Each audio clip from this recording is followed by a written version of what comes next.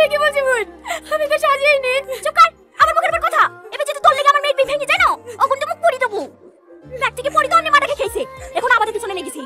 খালামা খালামা, বাজার করা হয়ে গেছে, এই নেন বাকি টাকা। এই যা, টনির সাথে কি ফলগুলো কাটগা।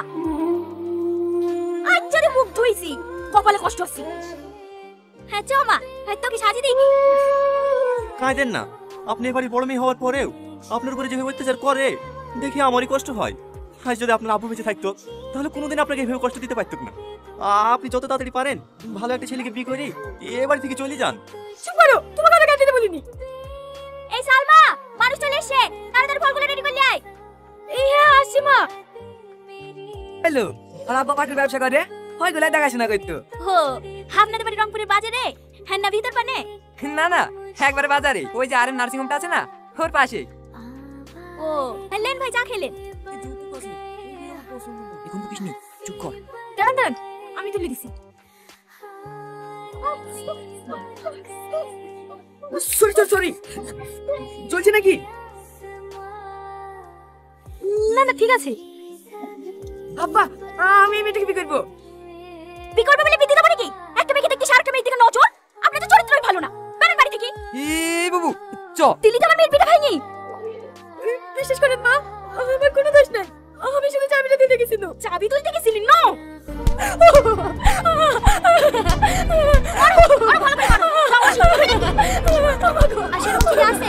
ছেলে থাকবে না কেন? ওর থেকে কত ভালো ছেলে আছে, সমস্যা তো হচ্ছে আপনার সৎ মেয়ের লেগে। পাড়াতে অনেক লোক বিয়ে ভেঙে দিছে, বলছে বড় মেয়েকে রেখে ছোট মেয়ের বিয়ে দিছে। তাকে না আপনাকে বড় মেয়েটার বিয়ে দেন। ওর বিয়ে দেবো কি করে? ও বিয়ে হয়ে শ্বশুর বাড়ি চলে গেলে বাড়ি কাজগুলো কে করবে? আরে বুঝতে পারলেন না ভাবি, ভাইয়ের বিয়ে দেওয়ার কথা বলছে নাকি? আপনাদের বাড়ি কাজের ছেলেটার সাথে বিয়ে দিতেন না? এই গ্রামে থাকবে, আপনার বাড়িতে কাজ করবে, দুবেলা দুজনকে খেতে দেবেন, তাহলে হয়ে যাবে। কথাটা তো তুমি খারাপ বলোনি।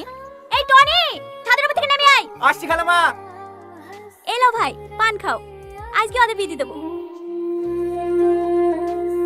হ্যাঁ বলেন খালামা। ধানগুলো গোছানো হলো? হ্যাঁ খালামা হয়ে গেছে, আর 2 বস্তা মতন হবে। ঠিক আছে, পরে করিস। যা পাঞ্জাবি পরে আয়। কেন খালামা? আমার মেয়ের সাথে তোর বিয়ে দেবো। আপনার মেয়ের সাথে? চুপ, আমার মেয়ের সাথে না, সৎ মেয়ের সাথে।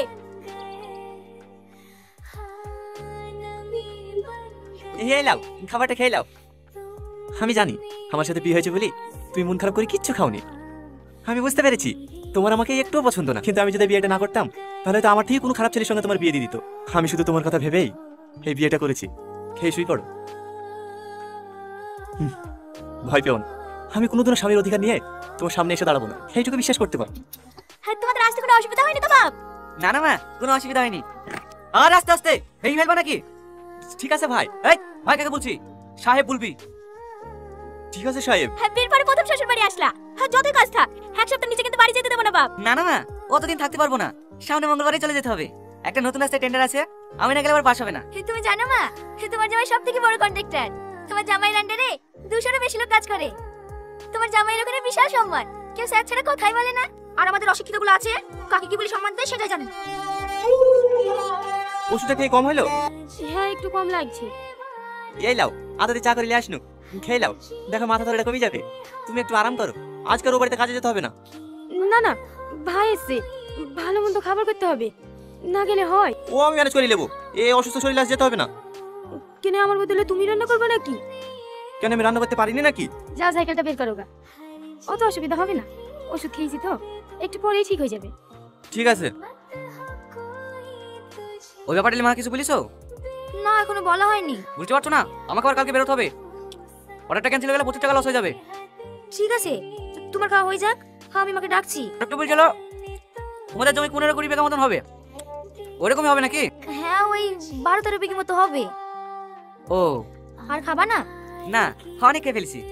এই সালমা। হ্যাঁ বল। প্লেটগুলো নিয়ে যা। মিষ্টিগুলা?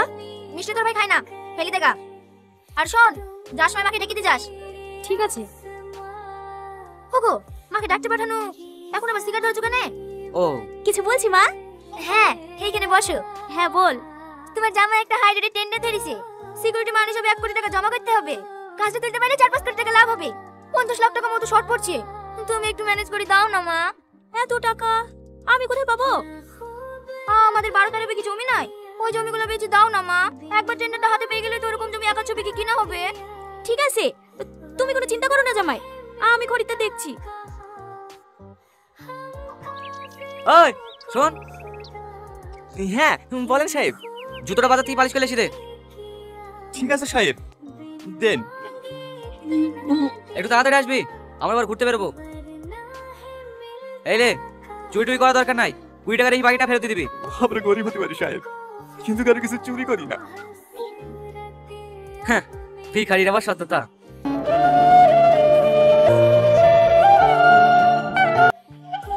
মা, বাড়ি কেন? রাতের খাবার টেবিলে রেখে দিয়েছি। হ্যাঁ মা, সব গুছিয়ে রেখে দিয়েছি।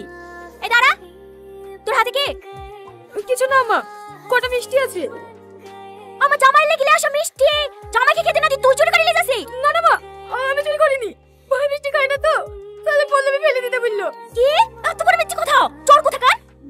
রাতের পাশ থেকে 2000 টাকা খুঁজে পাইনি, আমি ভাবনা হারিয়ে গেছি। এখন তুই 6 টাকাটা তুই চুরি করিস। তোর মা এক চোর, চুরির অপবাদে বিষ খেয়ে মরিছে, তারই তো মেয়ে তুই। তুই আবার কেমন হবি? দেখো, আমার মায়ের নাম অপবাদ দিবে না। কিভাবে সবাই জানো ওই মেলা ছোটমা চুরি করেছিল? মা মরে যাওয়ার পরে ছোটমা তো ওই মেলা ঘুরিয়ে দিয়েছে। ওরে বাবা রে, মায়ের কথা বলতে অমনি ফস করে উঠেছে। আমার খাবে, আমার পড়বে, আবার আমার মুখের উপরে কথা। কি চুরি করছিস? আমি খাইবো। আমি চুরি করিনি, আমি চুরি করিনি। আর কি করছে? এমনিতে দুধ থেকে জোরে চালে উঠতে পারছে না, আবার তারপর গায়ে হাত তুলছে। কি হয়েছে গো মা? এ তো জামাই লেগে যে মিষ্টিগুলো নিয়ে এসছে, সে মিষ্টিগুলো টিফিনে করে নিয়ে যাচ্ছে। বলে যাক্কা, তোমার জামাই মিষ্টি খায় না, আমি বলেছি ফেলে দিতে। ফেলে দিলে তো কুকুরেই খাতো, ওরা লিখে খাক্কা। ও, জামাই মিষ্টি খায় না? চালি যা। হ্যাঁ ওদের মিষ্টি দিনের পর দিন এত অপমান হও, এত অত্যাচার করে, তাও তুমি এখানে কিসের লাগি বসে থাকো? চলো, এবার তো তোমাকে থাকতে হবে না, আমি আর এবার কাজ করবো না। কি এসব আমাদের বকছি? ও কোথাও যাবে না, ও এই বাড়িতে থাকবে। ভুলে যাই না, ও আমার স্ত্রী, ওকে আমি যেখানে নিয়ে যাবো ওকে সেখানে যেতে হবে। দরকার আবার ওকে ভিক্ষি করে খাওয়াবো, তা আপনাদের এই নরক থাকতে দেবো না। চলো সালমা। সালমা, এ সালমা, যাসনি সালমা, যাসনি। এ সালমা,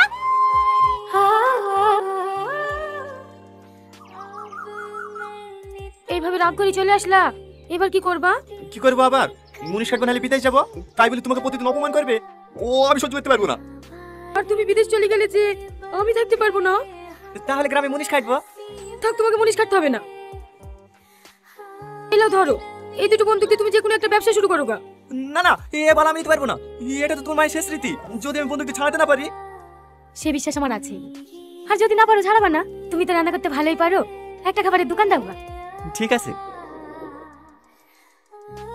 কিছু মনে করো না বাপ, সব জমি বিক্রি করিও 45 লাখ টাকার বেশি হলো না। ঠিক আছে মা, ও কোনো ব্যাপার না, বাকিটা আমি ম্যানেজ করে নেবো। হ্যাঁ ঠিক আছে বাপ।